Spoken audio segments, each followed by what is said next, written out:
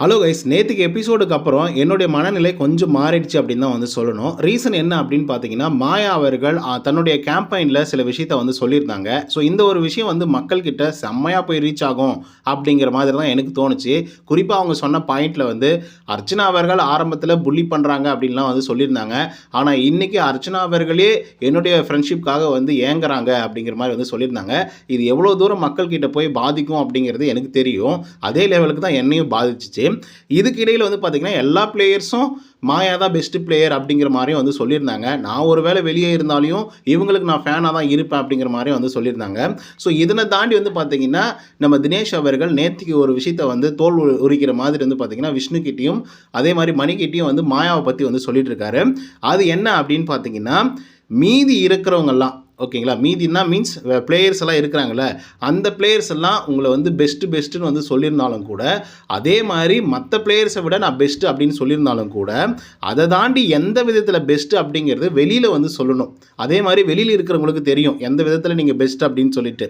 அதே மாதிரி ஃபைனல் வீக்கில் ஜென்யூன் தான் மேட்ரு. நீங்கள் வந்து இப்படி மைண்டு கேம் விளையாடிட்டீங்க, கிளவராக ஒரு கேமை வந்து பிளான் பண்ணி விளையாடிட்டீங்க அப்படிங்கிறதெல்லாம் மேட்ரு கிடையாது. அதை வச்செல்லாம் வந்து மக்கள் ஓட்டும் போட மாட்டாங்க. ஸோ அதை தாண்டி வந்து பார்த்தீங்க அப்படின்னா நீங்கள் எந்த விதத்தில் ஜென்யூனாக வந்து இருந்திருக்கீங்க அப்படிங்கிறது தான் ரொம்ப ரொம்ப முக்கியம். அதாவது உங்களை நம்பி வந்தவங்களை எப்படி நீங்கள் வந்து நம்ப வச்சு கழுத்தறுத்தீங்க, அதை தாண்டி வந்து பார்த்தீங்க அப்படின்னா நேருக்கு நேராக நின்று ஒரு போட்டியில் அவங்கள வந்து சண்டை போட்டு அடித்து கழுத்தறுத்தீங்க அப்படிங்கிறதெல்லாம் மக்கள் வந்து பார்த்து தான் வந்து ஓட்டு போடுவாங்க. நீங்கள் வந்து மற்ற பிளேயர்ஸை விட பெஸ்ட்டுன்னு சொல்கிறதுனாலையோ இல்லை மற்ற பிளேயர்ஸ் எல்லாம் வந்து உங்களை பெஸ்ட்டுன்னு சொல்கிறதுனாலையோ மக்கள் வந்து ஓட்டு போட மாட்டாங்க.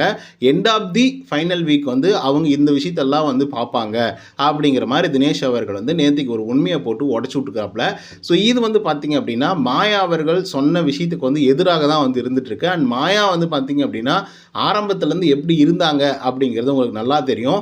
அந்த 5th வீக்கு புல்லிங் எல்லாம் பயங்கரமாக நடந்ததுக்கு அப்புறம் அவங்களோட கேப்டன்ஷிப்பில் அதுக்கப்புறம் வந்து பார்த்தீங்கன்னா ஒரு டோட்டலாக வந்து பார்த்தீங்கன்னா ஒரு சேஞ்ச் ஓவர் வந்து பண்ணிக்கிட்டாங்க அப்படின்னு தான் வந்து சொல்லணும்.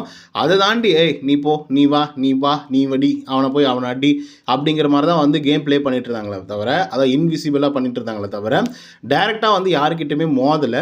அதன் காரணமாக மாயா மேலே இருந்த இம்ப்ரெஷன் வந்து பார்த்தீங்கன்னா வெளியே இருக்கக்கூடிய ஆட்களுக்கு மாறிச்சோ இல்லையோ உள்ளே இருக்கக்கூடிய ஆட்களுக்கு வந்து பார்த்தீங்கன்னா வெகுவாக மாறிடுச்சு. அதனால தான் வந்து பார்த்தீங்கன்னா நேற்றுக்கு வரைக்கும் அதுவும் விசித்ரா போகிற வரைக்குமே மாயா தான் பெஸ்ட்டு அப்படிங்கிற மாதிரி எல்லாம் சொல்லிட்டு போனாங்க. ஏன் அப்படி இதை வந்து குறிப்பிட்டு சொல்கிறோம் அப்படின்னு பார்த்தீங்கன்னா, மாயாவால் தான் அவங்க ஏகப்பட்ட பிரச்சனையை வந்து ஹேண்டில் பண்ணிட்டு இருந்தாங்க விசித்ரா மேடம். அண்ட் மாயாவுக்காக தான் வந்து பார்த்தீங்கன்னா விசித்ராவையே எலிமினேட் பண்ணியிருக்காங்க. அது கண்டிப்பாக வெளியே வந்ததுக்கப்புறம் உணர்ந்திருப்பாங்கன்னு நினைக்கிறேன்.